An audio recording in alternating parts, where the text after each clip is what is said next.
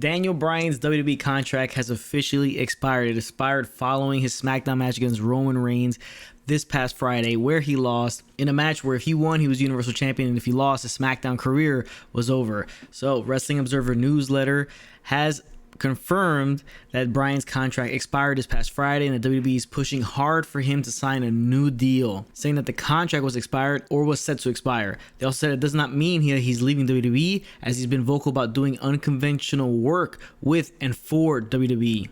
So this is big news here. His contract is up. Does he sign a new contract, limited dates, like a part-timer type thing, or will he leverage it to kind of have a certain amount of dates he will fulfill for WWE and then be able to work in other companies outside of that later on? Can he go to New Japan? Could he go to Ring of Honor? Could he? I doubt he do go to AEW, but he could go there. He could go to a lot of places, wrestle a little bit in Impact, go wherever he wants. I think that's where he's trying to get to. I think that's something he's more interested in rather than just keeping like a steady WWE contract, which he's had for so many years.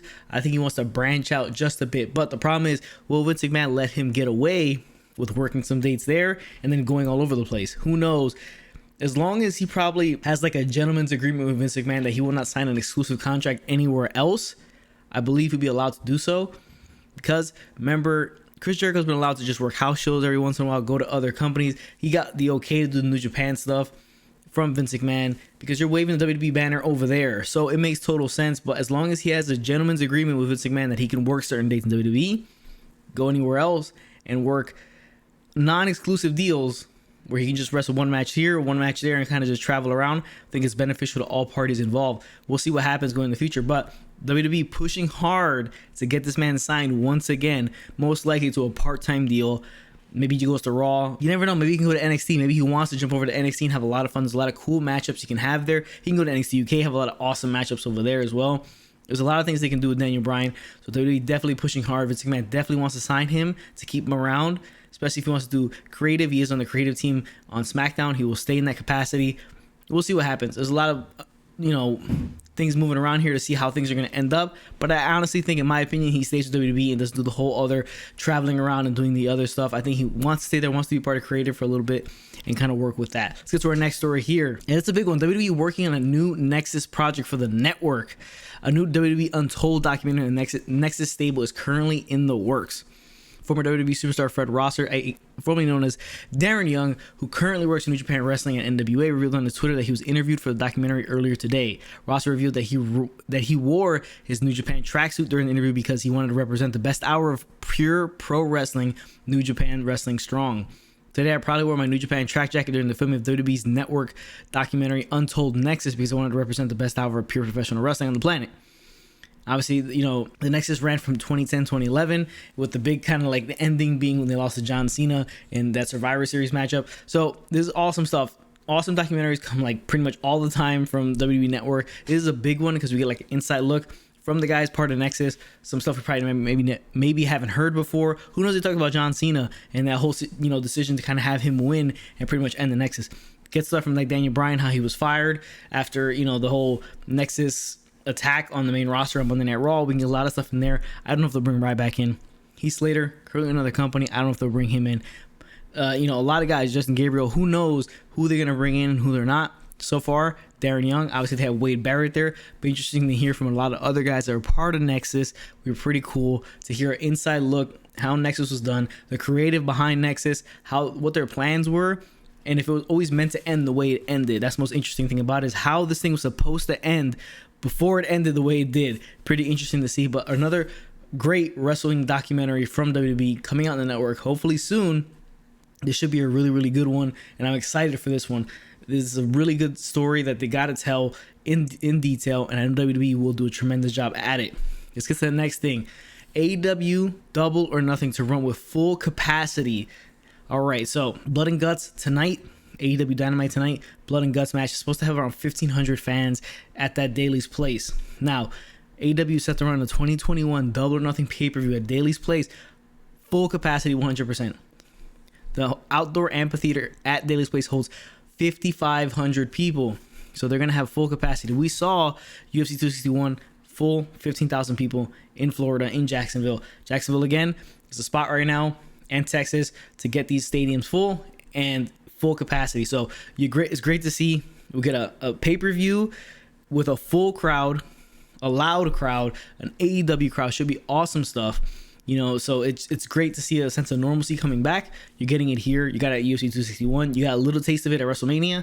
You get a little taste of it every week on Dynamite because you do have a certain amount of fans there. But this week, Blood and Guts can have 1,500 fans. Then full max capacity for Double or Nothing. Should be great stuff on Sunday, May 30th. Again, at Daly's Place in Jacksonville, Florida. So great stuff from AEW here, and they're pushing towards getting to that full capacity. Finally, a sense of normalcy when it comes to that. All right, the next story we have here, Chris Jericho reacts to Triple H saying NXT versus AEW ratings war was imaginary. So remember, they moved NXT from Wednesday to Tuesday for whatever reason they came up with.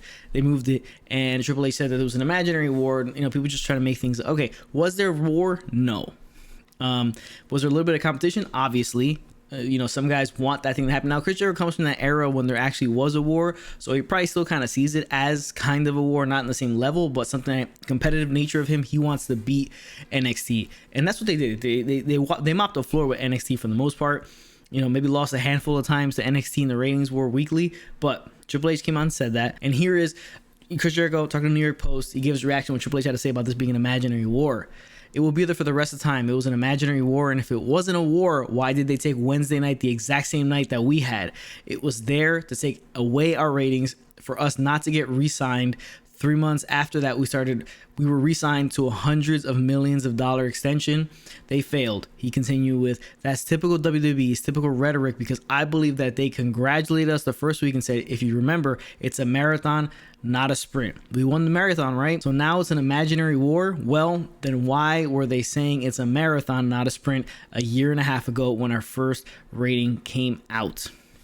Total sense. He calls a spade, Chris Jericho does here. This is all BS coming from WWE. They obviously knew what was going on. They came in thinking that they can take him down like they took away TNA, like everybody else that came into their way, they were going to take him down. When they knew that they couldn't and they weren't going to, because of the rabid base of fans that AEW had and the type of wrestling that people wanted to see, that were flocking to AEW in that beginning period. Remember, AEW now is a little bit off.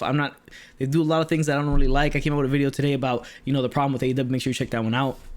But they have some things that I don't really like that they do. But in the beginning, they were, you know, top-notch stuff. So they did that. And obviously, Triple H, he knows that they moved because of the whole optics of them losing a week in and week out. They're sharing the same amount of fans. You know, they're sharing the same base for the most part. They're kind of splitting the fan base in half. Not really in half, but, you know, they're splitting it a certain amount. So now they each get their own. So it's a concession from WWE that they take the L on that one and they're moving nights. But they won't come out and say that they are, because they're too prideful to do so. They're a billion-dollar company. They don't really have to come out and say that. Whatever they say, people tend to believe, or they don't believe. So they just come out and say what they got to say, and that's it. Obviously, Triple H, he knows he lost. He's playing an imaginary war role. Imaginary war, like, you know, thing he's saying, but Chris Jericho calls him out, calls a spade. He's completely 100% right. That tweet came out saying it's not a marathon. It's a marathon, not a sprint. Why say it if in the end you were going to come out, leave because you were taking the L, and then just say there was an imaginary war? Why pick the night to begin with? Why pick a Wednesday night when AEW is coming out Wednesday night? You see what I'm saying? There's a lot of things that Chris Jericho says here, completely true, completely honest, completely on point. WWE does this BS stuff that they always kind of do to kind of try to save face, but a lot of people just tend to call him out on it, and Chris Jericho is one of them who's done it here. So solid job by Chris Jericho to call Triple H out on some BS there. It wasn't an imaginary war. There was something there. It wasn't a war, but it was something there. A competition between the two. They both acknowledged each other, and one team came out on top. Now, how much does that affect everything? Not much, really. But for Triple H to come out and say this, Chris Jericho to call him out for it, it's noteworthy in that aspect. But that's the news and rumors we have for you guys today. Appreciate you guys tuning in. Remember, drop a like on this video, helps out the YouTube algorithm. Hit the chair in the corner for it hits you first, and subs to the channel. Notification bell. And I'll catch you guys on the next one.